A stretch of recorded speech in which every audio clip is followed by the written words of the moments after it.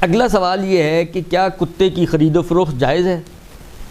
اول تو کتا ان حیوانات میں سے ہے کہ جس گھر میں ہو پروردگار عالم کی رحمت کے فرشتے اس گھر میں نہیں آتے. تو اب پتہ نہیں کیا شوق ہوتا ہے لوگوں کو ایسی چیزیں پالنے کا، پھر روتے بھی ہیں جی برکتیں نہیں ہوتی ہیں اور فقر ہے اور یہ ہے اور وہ اور ایسا اور ویسا اور لا بلا جو بھی ہے بہرحال ان کے رونے. اسباب خود ہم لوگ فراہم کرتے ہیں نحوستوں کے، اور جب نحوست آتی ہے تو ہم پریشان ہوتے ہیں. تو عقل کا تقاضا تو یہ ہے کہ اسباب خود ہی فراہم نہ کریں. ہم اسباب فراہم نہ کریں تو ماشاءاللہ ہمارے اعمال ہی ایسے ہیں کہ جو ہمیں پریشان کرنے کے لیے بہت کافی ہیں. پھر نور علی نور اسباب بھی فراہم کریں ہم نحوست کے، تو پھر کیا جو صورتحال ہے اس وقت یہی صورتحال ہے. یعنی ہمارے اپنے کچھ بد عملیاں اور کچھ جو ہے وہ اس قسم کی حرکتیں. بہرحال کتے کے بارے میں جو فقہا کا نظریہ ہے، صرف ایک کتا ایسا ہے کہ جس کی خرید و فروخت جائز ہے، وہ ہے کلب صید، شکاری کتا. اس کے علاوہ جتنے بھی کتے ہیں، جتنے قسم کے بھی کتے ہیں، چھوٹے ہوں بڑے ہوں، بل ڈاگ، السیشن ڈاگ، پتہ نہیں الا بلا جتنی بھی قسمیں ہیں اس کی، خوفناک ترین ہوں، خوبصورت ترین ہوں،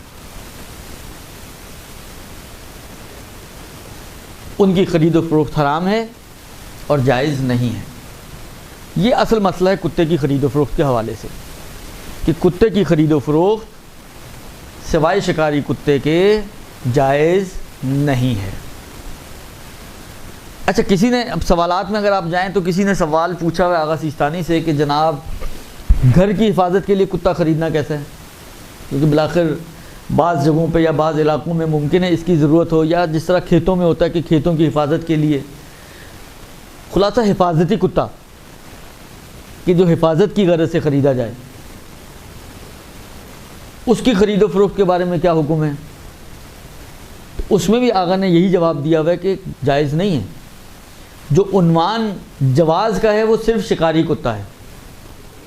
شکاری کتا اگر نہیں ہے تو چاہے حفاظتی کتا ہو، چاہے پالتو کتا ہو، چاہے بالآخر چھوٹا ہو، چاہے بڑا ہو، چاہے کسی بھی کیٹیگری کا ہو، اس کی خرید و فروخت جائز نہیں ہے. البتہ ایک چیز ذہن میں رکھیں، وہ اکثر جگہ پر یہ مسئلہ آتا ہے ان چیزوں کے حوالے سے کہ جن کی خرید و فروخت حرام ہے.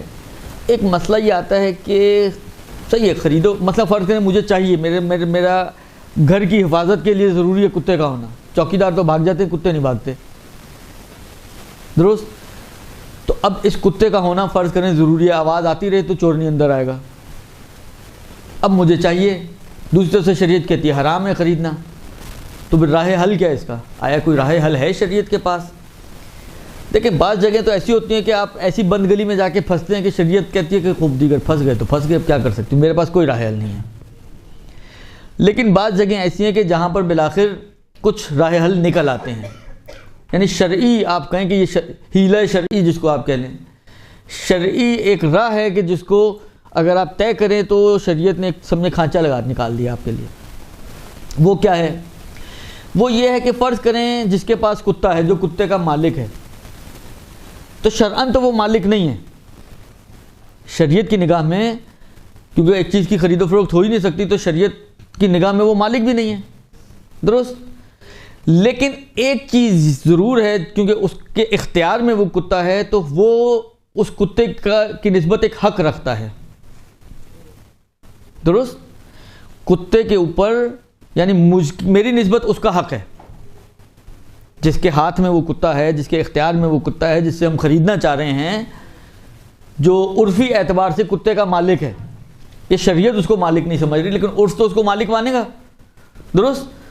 تو اس مالک کا حق ہے اس کتے کے اوپر دوسروں کی نسبت، درست؟ مالک یہ کر سکتا ہے کہ اپنے اس حق کو اٹھانے کے لیے اس کے لیے پیسے لے لے، اور آپ اس کو پیسے دیں، نہ یہ کہ اس کی قیمت کے طور پر آپ اس کو کہیں کہ بھائی میں آپ کو مثلا 10,000 روپے دیتا ہوں، آپ اپنا حق اس پہ سے اٹھا لو. یعنی جب وہ حق اٹھا لے گا تو اب یہ آزاد ہو گیا. آپ جب اس پہ قبضہ کر لیں گی تو پھر آپ کا حق اس کے اوپر آ جائے گا. کبوتر جو اڑ رہے ہیں آسمانوں میں کسی کے پالتو نہ ہو, کس کا حق ہے اس کے اوپر؟ کسی کا نہیں, آزاد ہیں. منتہا آپ کو ان کی آزادی اچھی نہیں لگی, آپ نے اس کو پکڑ لیا, تو آپ کے پکڑنے کی وجہ سے یہ آپ کا حق اس کے اوپر آ گیا. خیر یہ تو کیونکہ حلال جانور ہے کبوتر, تو آپ اس کو ڈائریکٹ بیچ بھی سکتی ہیں, لیکن اگر فرض کریں یہی کوئی کتا آپ نے شکار کیا ہو تو کتے کے اوپر آپ کا حق آ جائے گا جو کسی کی ملکیت نہ ہو. اور کسی کی ملکیت ہو تو آپ حق کو اٹھانے کے لیے اس کو پیسے دے سکتی ہیں, پھر وہ حق اٹھا لے گا تو آپ اس کے اوپر قبضہ کر کے اپنا حق اس کے اوپر جما سکتی ہیں. تو یہ ایک طریقہ ہے جو آقا کے استفتاءات میں موجود ہے کہ اگر کسی کو کتا چاہیے ہو واقعا, یعنی میں نے کہا نا ریکمینڈڈ نہیں ہے شرعاً کہ آپ اپنے گھر میں کتا پالیں, لیکن اگر ضروری کسی جگہ پر ہو جائے, جیسے کچھ آوازیں آ رہی ہیں درست, کہ اتنا ہی ضروری ہو جائے کہ کتا ہونا ضروری ہے آپ کے گھر میں, اس کے بغیر چارہ نہیں ہے, تو اس کا پھر طریقہ یہ ہے کہ آپ رفع حق کے لیے, حق اٹھانے کے لیے آپ پیسے دیں, نہ کہ اس کی قیمت کے طور پر اس کو پیسے دیں. برحمتك يا أرحم الراحمين وصلى الله على محمد وآله